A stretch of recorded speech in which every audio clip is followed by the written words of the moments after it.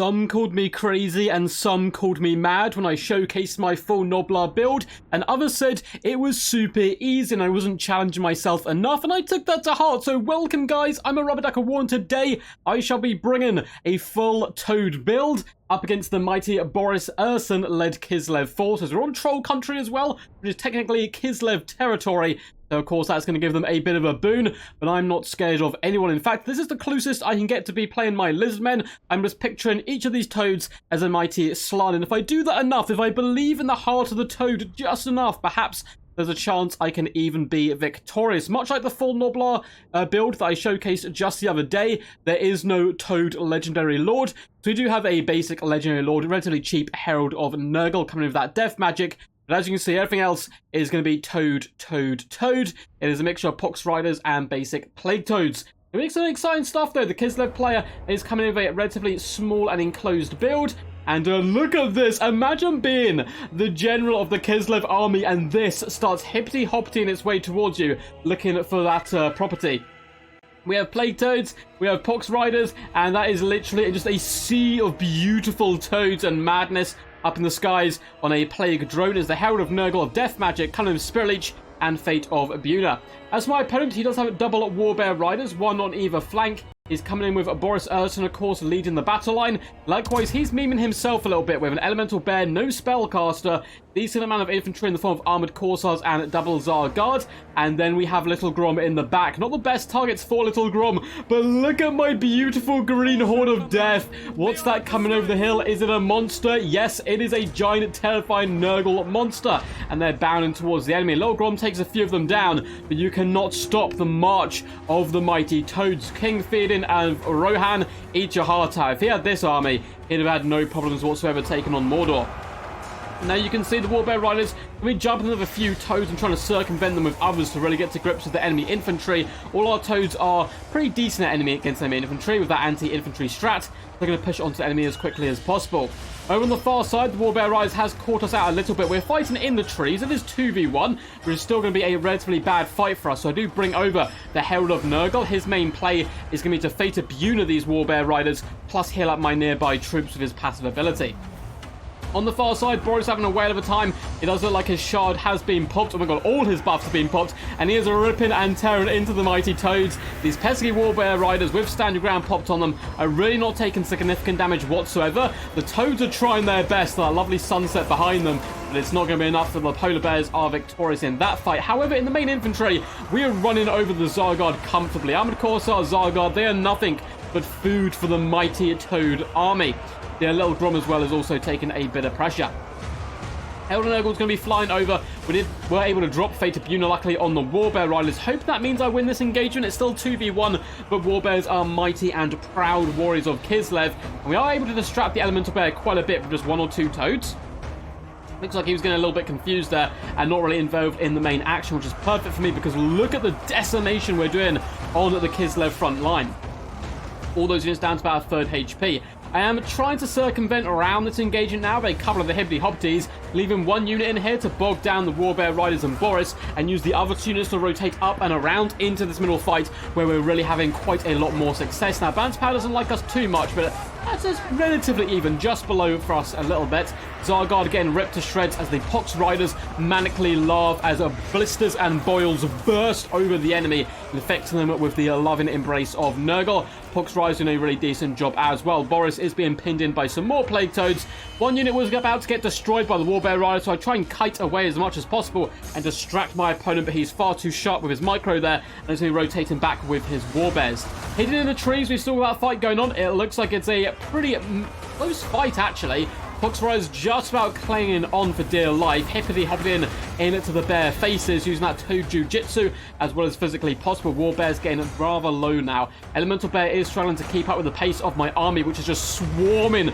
Just a beautiful carpet of greenery running over the Zargard and now pushing in onto Boris and this other unit of Warbears. Really looking to slam it as many units on top of it as possible and burst damage down that HP. Looks like we're going to receive a really, really nasty Ice Shard. I believe it's called Ice Shard Go Down. This is a Magical Blade. What's your Magical Blade called, buddy? Is it not popping up on their tooltip for some reason? It's a little bit weird, but he's got a cool blade anyway, which drags down the HP of nearby units. Plague Toads suffer greatly from that, unfortunately. We do have a load of Winds of Magic, though. I was saving up for a second Fate Up unit, but I think I decided to switch instead to the mighty Spirit Leech. And the Warbears are trying their hardest, but what can bears and men do against such reckless Toad play? The Herald's even get down and dirty, trying to use that stinger to punch it into the Warbear flesh and destroy their innards from the inside out. Lots of the Toads, though, are being ripped to shreds and starting to get a little bit shaky leadership-wise, which, of course, isn't good news for me whatsoever. On the left-hand side, it looks like we just have the Pox Riders left. One of our units was decimated and destroyed, ripped apart limb from limb by the Warbear Riders, who themselves, again, really beat up at the moment. They look like they may be done, so we're probably going to be able to trade effectively here. One unit down for the Warbear Riders there. The Little Grom is just being swarmed now. I'm continuing to try to constantly move my army, though it's getting destroyed quite rapidly, onto targets that I can actually win, because balance of power-wise, I'm quite far behind now. I want to get rid of all the Zargard, get rid of Little Grom, and then surround these single entities at the very end of the game, and hope I have enough Winds of Magic in that time to Spirit Leech them down. You can see the sap of the Warbear Riders, their strength is being sapped away from them, and many fall down to the ground. Their arms are weak, knees heavy, and they've got to vomit on their polar bears already. The Elemental Bear's doing a fine job. It is poison, though, so its melee attack will be getting dropped a little bit there. Little Grom is continuing to fight, has a lot of ammunition left, but unfortunately for him, is basically stuck in melee combat. And Boris and then the Elemental Bear continue to fight just one unit of Toad to pin him in place, whilst the Herald does attempt to jump Little Grom. Over on the left-hand side, it looks like the Warbear's probably going to break here, but we may also break ourselves. We're exhausted. We're wavering quite badly here. Leadership just 9. We will start to get ripped back to the Demon Realms if we do go below that threshold of leadership, but not before we break the Warbears as well. And they're so beat up at this moment, I'm not expecting them to come back. I believe the Pox Riders also do disintegrate over on this left-hand side. One unit of Plague Toad's been used to chase down enemy infantry. I want to ensure that it can't come back. And now it is a blob fight for the ages. The Herald doing a really fantastic job here, surrounding Little Grom, piercing its flesh, as well as the giant cannon on the back, no doubt, with evil bile spewing forth, rotting the armor and flesh alike. And Little Grom does go down. Boris is starting to be surrounded here, and he's going to be my next target. So we're mainly going to be Spirit Leech spamming him to death, or at least that's the plan, and cycle charging on top. I'm going to fast forward a little bit here, because as you can see, it gets disgustingly grindy, which often Nurgle games do get. We jump down to Boris, and he's really not having the best of days so far. He's done some pretty insane damage, I would like to guess. If I was a betting man, because he's been up against these large Toads all day, as a perfect target for him to face down. But with the constant Spirit Leeches, we should have enough about us to drag down Boris. But there's a big problem. A big bear in the room that we don't want to speak about. The Elemental Bear. And I'm basically out of units. So we killed Boris. And now, ladies and gentlemen, take your bets. I would like you to pause the video right now and comment down below. Who do you think wins this fight? We have an Elemental Bear on the left-hand side, 7,791 HP, versus the Herald of Nurgle, coming in with Death Magic. Don't forget, he still has Spirit Leeches, 4,874 HP.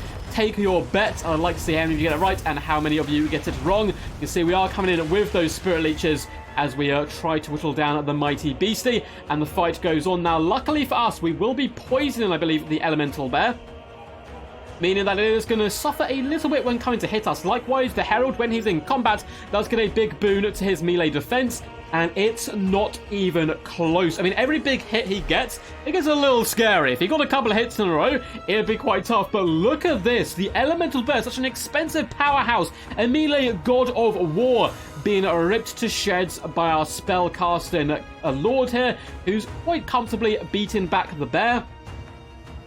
One more Spirit Leech there to help finish it off, and it looks like the Elemental Bear shall bite the dust. Or will it? It's still clinging on for dear life right now. And our Lord, if he does take one or two big hits, can certainly start to waver and break. But it seems like, at the end of the day, what can even bears do against such glorious Toad play? A Pyrrhic victory for myself in charge of the mighty Nurgle legions. Hope you guys enjoyed this game. It was very dumb, it was very silly, but it was a load of fun to play with the full hippity-hopties. Now, much like the Noblar game, I've only played one battle with this army, with the full Toad build, and it's got a 100% win ratio. So, you know, am I better than Alexander the Great? Am I better than Hannibal? You know, I would say we're at least on equal playing fields, because though, you know, they both performed pretty good miracles in their time, Hannibal had elephants, I had toads, and I think that sums up the argument pretty nicely there.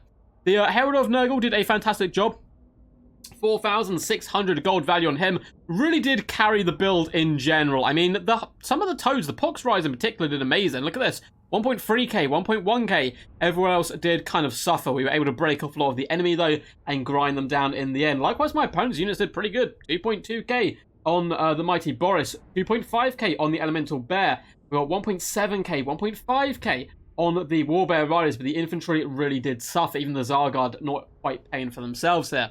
Hope you guys enjoyed this ridiculous battle. If you did, make sure to leave a big fat thumbs up and subscribe for more content into the future. Both things help the channel out massively. And leave a comment down below what you thought of the battle. Links in the description, Twitch, Patreon, Discord, all that juicy stuff. But until next time, peace, peace. And as always, stay awesome.